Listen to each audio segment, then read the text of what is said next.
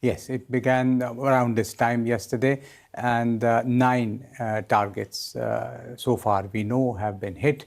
More than 37 people, civilians, have lost their lives.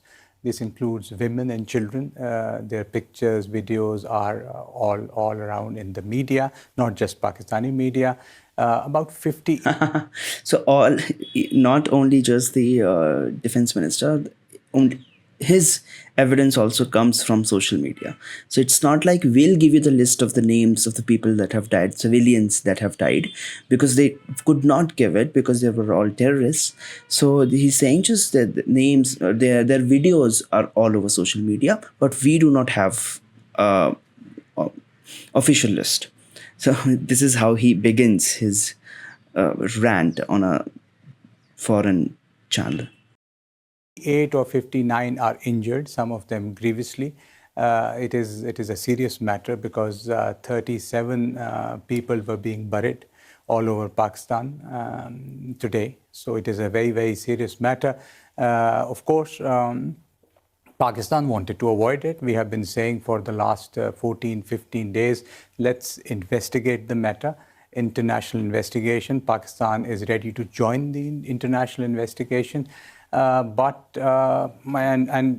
Including UN Security Council, so many countries have requested for de-escalation, but instead of listening to that, India chose to attack yesterday. High Commissioner, you say that Pakistan didn't want it to escalate. Do you still not want it to escalate? We never wanted it to escalate. The attack has happened. 37. Look at his lapel pin. It has a flag of Pakistan and some other Western country. Could be, not necessarily. It could be Australia or UK or US, but it is to show that we are with them. So it shows the desperation itself. Like, you're dressed that way because these are all the things that matter, and people who work in this media industry, they know all of these things matter. The outlook matters. So you can see the desperation from the clothes, from the outlook itself. Civilians have lost their lives. Of course, our National Security Committee, that is the chief decision-making body led by the Prime Minister, it met today. And of course, a statement has come out of it. A final decision will be of the Security Committee. Let's see how it pans out today. I mean, in your assessment, and I've been speaking to Pakistani ministers who say they will respond. From your assessment, what could that response look like? No, it is not for me to predict what it would be. Pakistan's first choice was peace, and we insisted on that. We chose the best way forward, that we thought that, okay, don't believe us, don't believe the Indians, believe the international community, tell them, and an international inquiry can... In terms of an investigation? Of course, I just want to point out to investigations, because in 2001, the Indian Parliament was attacked. Pakistan was invited to be part of the investigation. In 2008, the Mumbai attacks took place. The finger of blame was pointed at terrorist groups that had arrived into Mumbai from Pakistan. Pakistan was called on for an investigation. In 2016, the Uri attack, Pakistan was invited to be part of the investigation. In 2019, the Pulwama attack took place. Pakistan was invited to be part of the investigation. At all of these different junctures, Pakistan may have cooperated on the surface, but it didn't do anything to prevent these terror groups from flourishing within the country. First, we have to have our facts right. Somebody has given you the paper, but he has No one not... has given me this paper, actually. I spoke to, and I've been documenting and If I may. Somebody has given you. So what is he implying? That even she is like set up by somebody else. The questions that she has been given, it has been given with a certain agenda or something. So look at the defensiveness. Look at the readiness at being defensive. But please, if I may. But this isn't a paper the facts have to be right. The 2008, it was not that Pakistan was invited every time, as you say. No, Pakistan itself said that there should be an investigation. And all these investigations are pending because lack of Indian collaboration. It is the, let me complete. No. I just want to point out, because Prime Minister Modi was criticized for inviting Pakistan to Delhi to be part of an investigation at one point, and yet which investigation? It was either the 2016, the Uri attack, or the 2019. No, it can be either. We're talking of facts. There was no such thing that he was criticized for something by the Indian public. It is pending, but maybe, I don't know, but it is pending because India unilaterally in 2019 decided to throw all international law under the bus and withdraw the Article 370. Since then, there is no dialogue.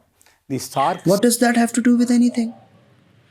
If there was a joint investigation, what does Article 370 has to do with anything? That was an internal constitutional matter of India. What does that have to do with anything? What is he talking about? Summit. SARC is the organization which runs South Asia, which should have led South Asia to development, 1.7 billion people.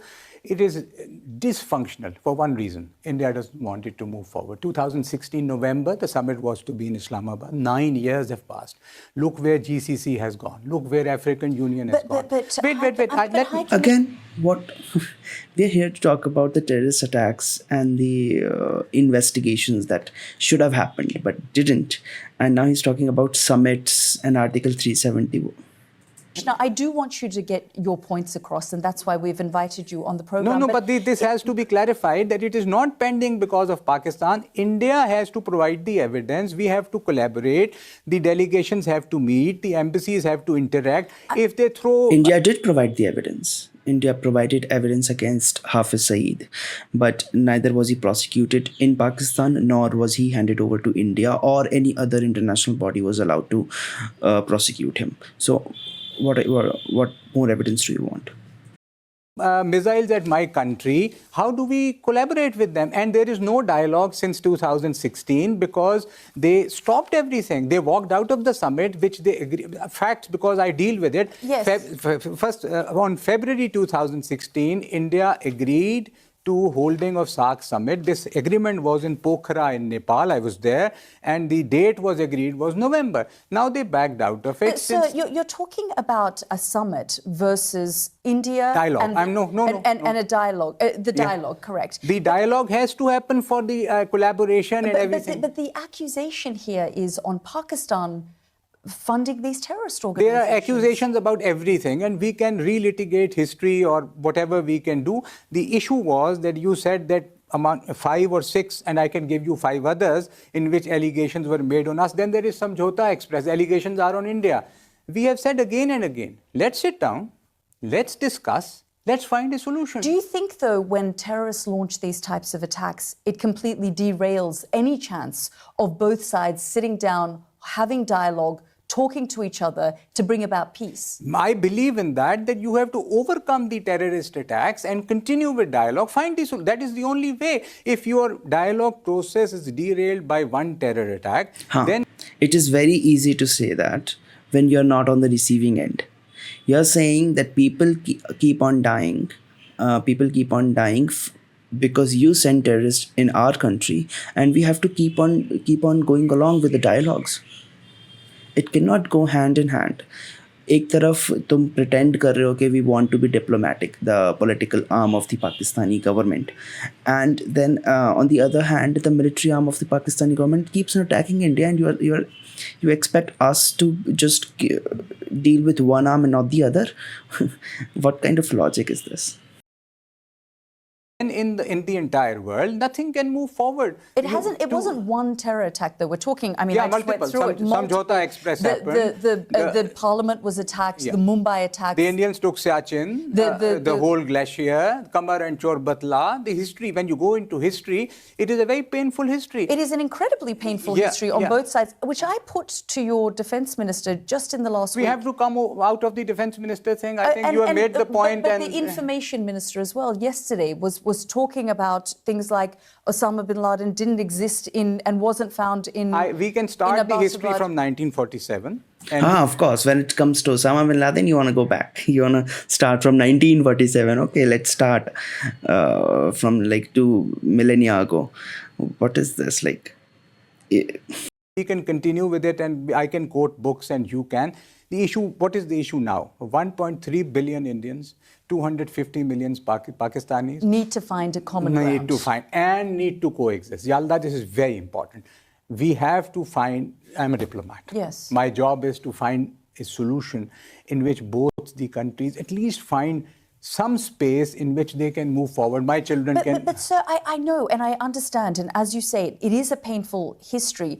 But when the military, the intelligence services, the security forces in Pakistan, the defense establishment are accused, and it is a known, documented fact that even the State Department has been faulted. So this is very interesting that whenever a direct question comes up, he just switches the topic. When Osama bin Laden came up, he switched it. When the matter of investigations came up, he switched it with the summit and Article 370. And then when she's talking about that your defense minister, information broadcast minister is saying so and so thing, and what do you have to say with that? He's saying we have to come out of it. You can't just, like, your ministers cannot just say something and get away with it. They should be answerable for that. And since you are the diplomat that is representing them here on this platform, you should answer that. You cannot just duck everything and just continue with your rant. Following, and the Trump administration has criticized, is that Pakistan uses these proxies. Unless that is overcome and these terrorist attacks continue, the Samjhota Express, the entire train was burned, people were burnt alive. There is no accusation on Pakistan, and I can quote you 10 other incidents, because this is allegations counter. How do you come out of these allegation counter allegations? International investigation. Why is India shirking from an international investigation if they are so sure? I mean, that is why I've pointed to these other investigations. This is wrong. I have quoted you. Has I have quoted you instances on all these. Pakistan is ready to collaborate. India has to come to the table, and of course we have to share evidence. The witnesses have to be presented. There are legal procedures, which of course are in front of... Just quoting, like naming 10, and I can name you 20, that they took the entire Siachen glacier, and it's still controversial. I mean, again, you keep pointing to these investigations. Taking of Siachen glacier is not a terrorist attack. Come on, I don't think what equivalences he is drawing here. It's not the same thing. And plus, I'll have to know about that, but I'm pretty sure that it's not the same equivalence. But for Pathankot attack in 2016, India did invite a joint investigation team to Pakistan. Yes. And I mean, not to Pakistan. India invited a team went there. Yes, which then is what it is stopped because there is no collaboration they have stopped the collaboration. We have not. They are the ones who walked out of Kashmir. They are the ones. Since 2016, there is no dialogue. But if you're not cracking down on these terror groups, which is the point of contention... We are doing whatever we can, because my country, I would know it better. We are doing whatever is possible, much more than Pakistan is the biggest victim. On 25th of March, the entire train was hijacked and entire train, a stuff of films. And clear links to... Then why does the intelligence agencies and the military continue to support these groups? Nobody is supporting anything. The links are going to India, and there was, clear indications. But I'm talking about these proxy groups that exist. Yeah, so the terrorist camps exist in Pakistan, and they are being supported by India so that they attack on India itself. Great logic. I am not talking of any proxy groups, and we can discuss everything. I am talking of India and Pakistan. Can we find a solution to the problem? And we can have a longish discussion of your understanding of history or my understanding of history. How do we move forward? By allegations and counter-allegations? No. We have to find the appetite to sit together, discuss it patiently, not by bombing my country in the middle of the night yesterday and killing 37 civilians. Now, you're missing entire thing that... in one of my foreign service colleagues, his nephew had shahadat, 6-year-old Irtaza Abbas, 6-year-old, and he was in his home. The home was bombed, and the boy is dead. Who is responsible?